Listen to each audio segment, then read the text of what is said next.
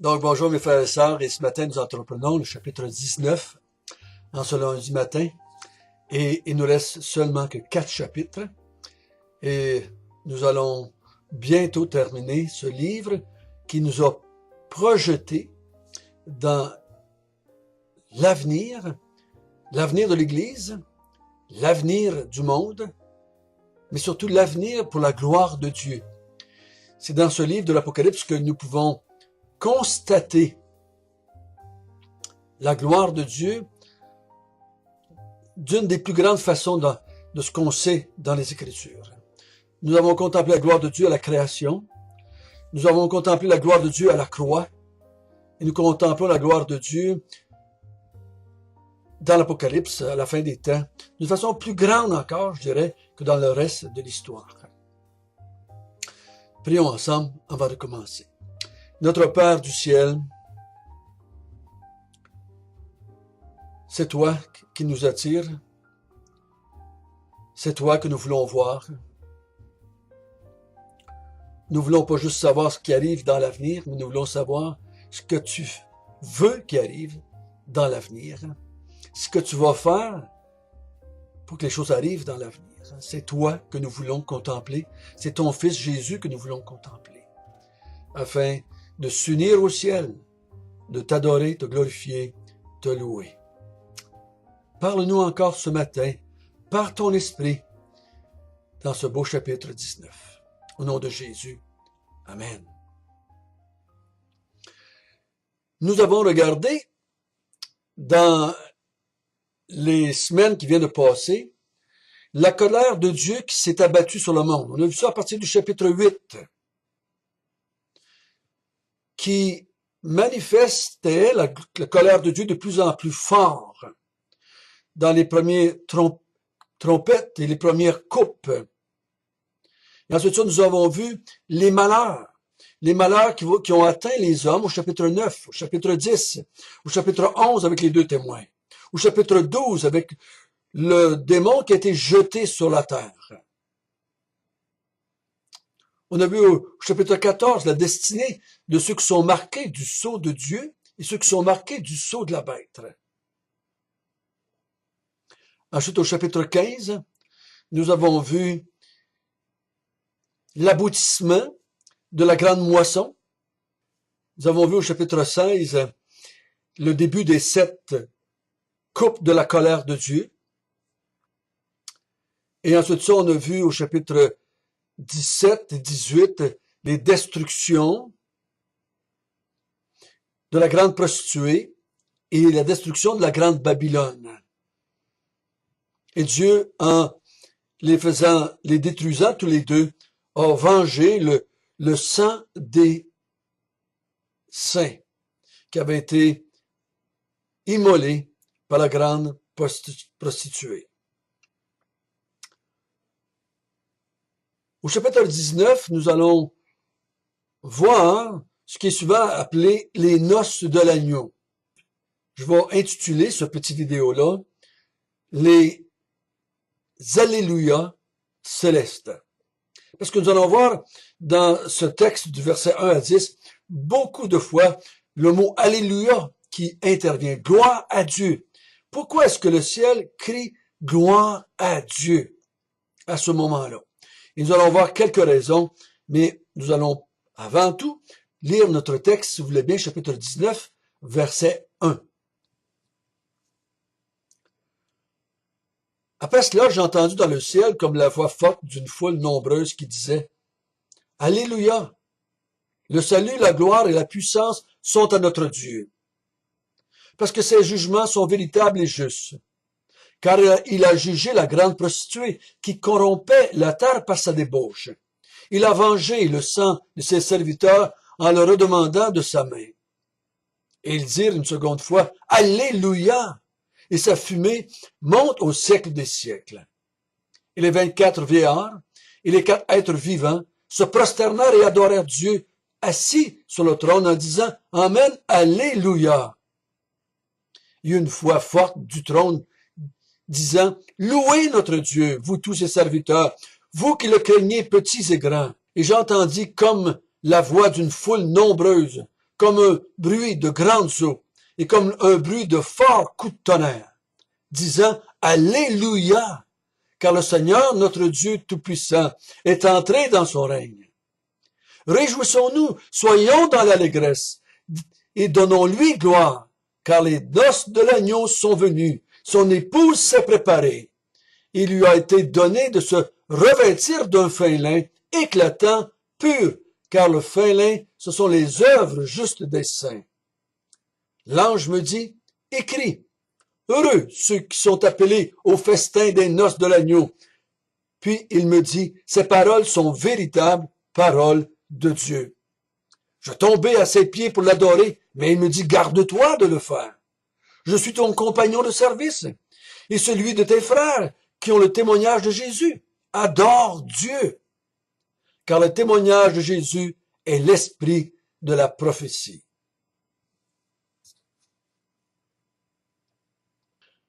Donc, c'est un moment très intense dans le ciel.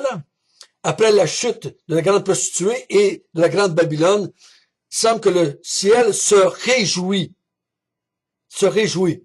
Et comme je l'ai dit dans d'autres vidéos, si le ciel se réjouit, c'est parce qu'il regarde au ciel, et non pas à cette terre qui est détruite, cette terre qui est un amas de chaos, de destruction, de mort.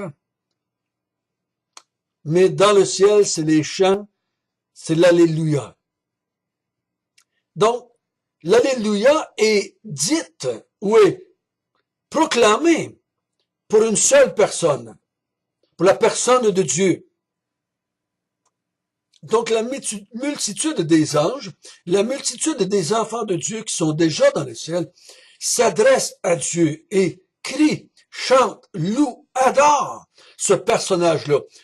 Nul autre dans le ciel va avoir un moment d'attention.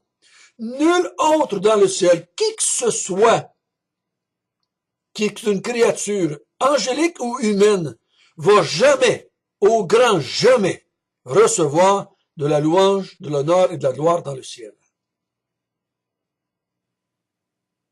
On ne s'arrêtera pas pour applaudir les bons saints chrétiens.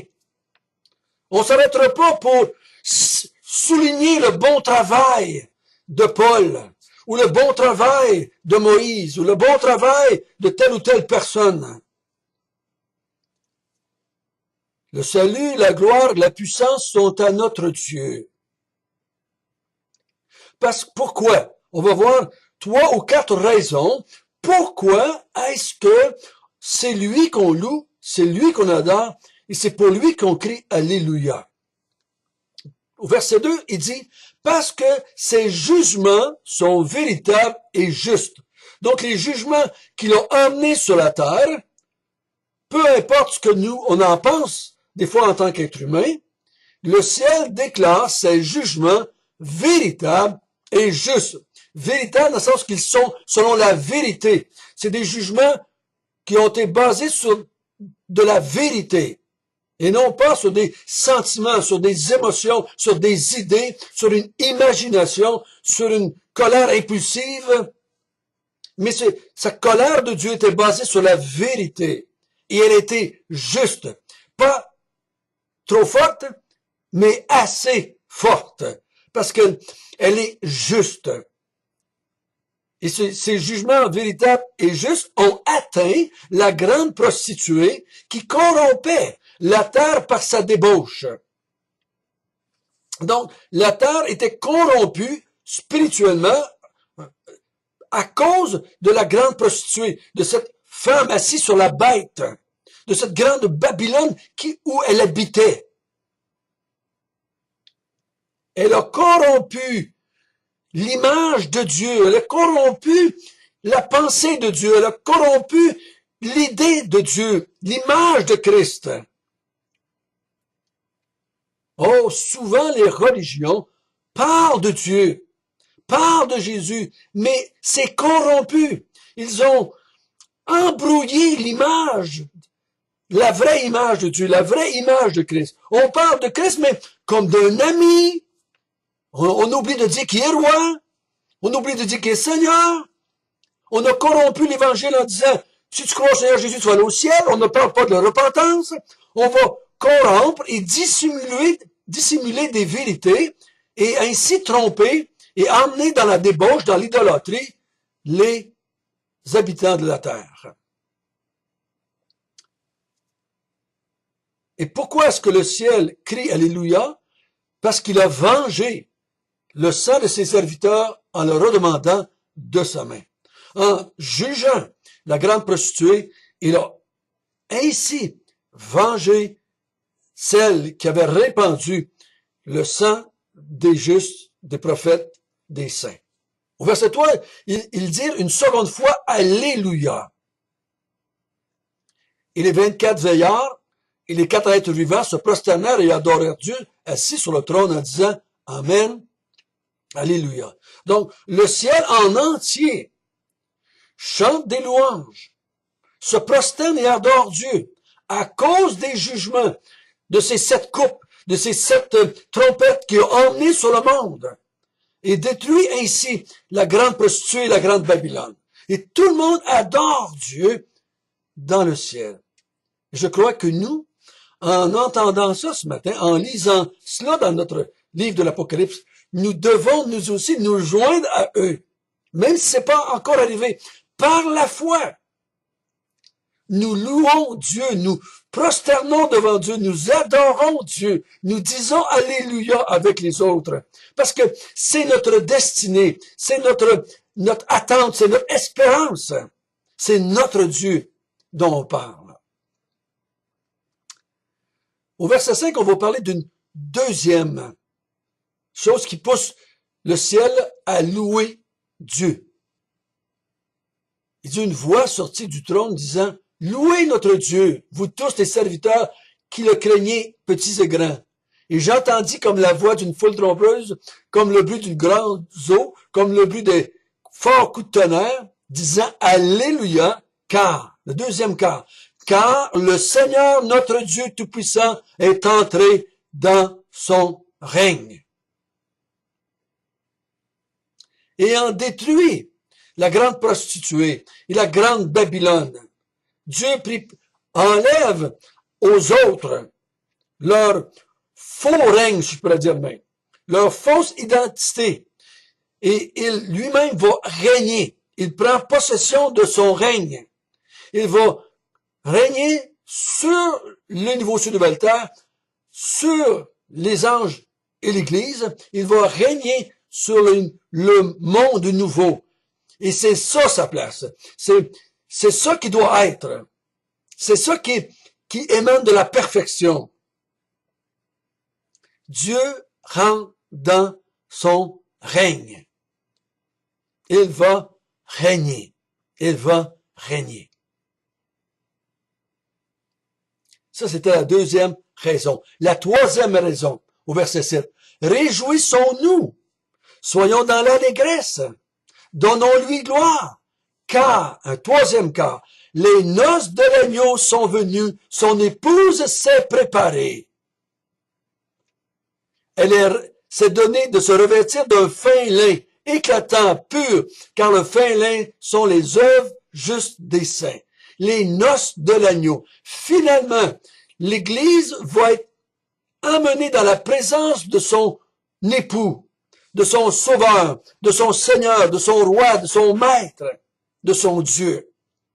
Ça va être les noces, la rencontre des deux. L'apôtre Paul, il dit une place, nous voyons imparfaitement, comme à travers un miroir. C'est pas clair encore, mais à ce moment-là, l'épouse et l'agneau vont se rencontrer. Et ça va être les noces de l'agneau. Pour la première fois, on va se voir face à face, tel qu'on est l'un l'autre. Nous ayant enlevé notre chair, enlevé ce qui était encore péché en nous, on a revêtu notre corps céleste, si je peux dire de même, on a revêtu notre pureté parfaite. Il n'y aurait plus en nous aucune trace de péché. Parce qu'on va avoir enlevé la chair. Et on va voir, tel qu'on devait le voir, Jésus, notre bien-aimé Sauveur.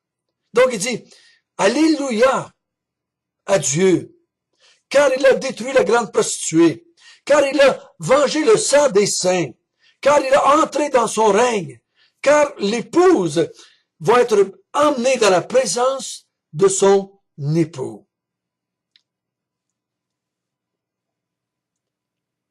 Et il dit au verset 8, elle s'est revêtue d'un fin lin, d'une robe blanche, d'un fin lin parfait, pur. Et ce fin lin représente les œuvres justes des saints. Il faut faire attention, là, quand on parle d'œuvres. On ne parle pas d'avoir donné notre argent aux pauvres ici. On ne parle pas d'avoir évangélisé. Les œuvres justes des saints, c'est l'adoration, c'est la louange, c'est la repentance, c'est la foi, c'est l'adoration, c'est ces choses-là dont on parle. C'est ces œuvres-là qui nous ont rendus purs. C'est d'avoir lavé notre robe dans le sang de l'agneau, par la foi. C'est ça qui nous a rendus. C'est de ces œuvres-là qui parlent ici. On ne parle pas des œuvres qu'on a faites, moi j'appelle ça ces œuvres religieuses-là, des fois qu'on pense. C'est pas de ça qu'on parle. Et l'ange dit au verset 9, heureux ceux qui sont appelés aux noces de l'agneau. Heureux êtes-vous. Moi, je dirais heureux maintenant pour nous. Et heureux ceux qui vont être là, bien entendu. Hein? On va être encore, je pourrais dire, plus heureux, parce qu'on va être dans la perfection à ces noces-là. Comme je peux être heureux en anticipant la noce, puis être heureux d'être à la noce. Je suis heureux maintenant parce que c'est moi la mariée, c'est moi l'épouse, c'est moi qui va être dans cette splendeur-là, dans cette beauté-là, dans cette... on dit souvent que la mariée n'est jamais plus belle que le jour de son mariage, mais je vous garantis que nous, on va être jamais plus beau que le jour des noces de l'agneau. Le jour où on va être présenté devant notre époux, devant notre Maître, notre Seigneur Jésus-Christ. Jean est tellement ébloui qu'il tombe sur sa face pour adorer l'ange. Et l'ange, à toute vitesse, lui dit, non, non, non, garde-toi de faire cela. Adore Dieu seul. Je suis seulement qu'un compagnon de service. Je trouve ça tellement triste de voir tout ce monde aujourd'hui qui adore les anges, qui prie les anges, qui se confie dans les anges, qui recherche la protection des anges. Les anges disent non, non, non, non. Nous sommes seulement, comme vous, des compagnons de service. Au service de quoi? Pas au service des hommes, au service de Dieu. Adore Dieu pour tout cela. Oh, mes frères et sœurs, je vous encourage à prendre quelques instants après la vidéo pour adorer, louer notre Dieu dans l'anticipation que nous sommes de ce grand jour de nos noces avec l'agneau. Notre Père du ciel, merci de nous faire retentir du futur vers nous aujourd'hui. Que le ciel va être une place où ce que tu vas recevoir la gloire. Le ciel est une place où ce que nous allons nous joindre à nos compagnons de service qui sont les anges et nous allons continuer à servir notre Dieu, qui va être entré dans son règne. Et nous allons pouvoir te louer et t'adorer comme tu le mérites à la perfection. Au nom de Jésus, Amen.